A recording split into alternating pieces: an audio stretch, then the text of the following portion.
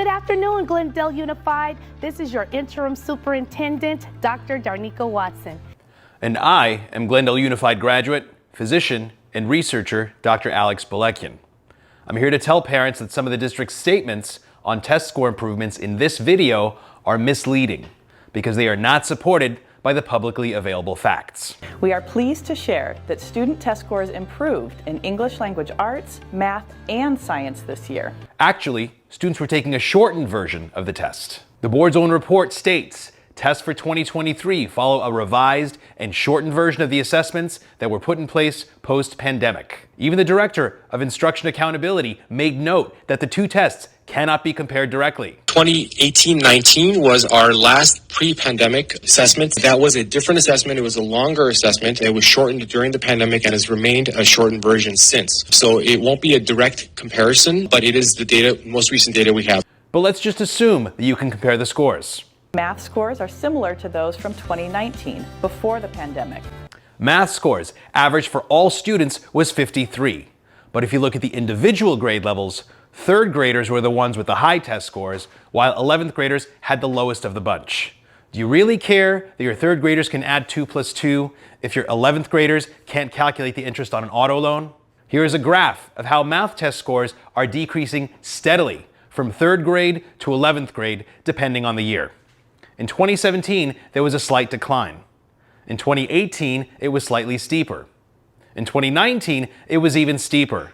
And in 2023, the drop is the steepest that it has ever been. 2019 and 2023. Are you really going to try to fool us that test scores have come back to pre-pandemic levels? Back to more bullshit in the video.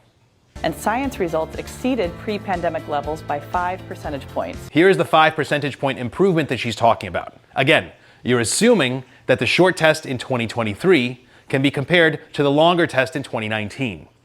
Remember with the math scores, how we said that the younger grades had higher scores than the older grades? What about the 2019 scores for 11th graders?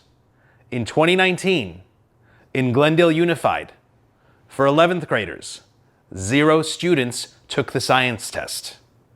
Jennifer Freeman, you cannot say that test scores for 11th graders have improved over 2019 when no 11th graders actually took a test in 2019.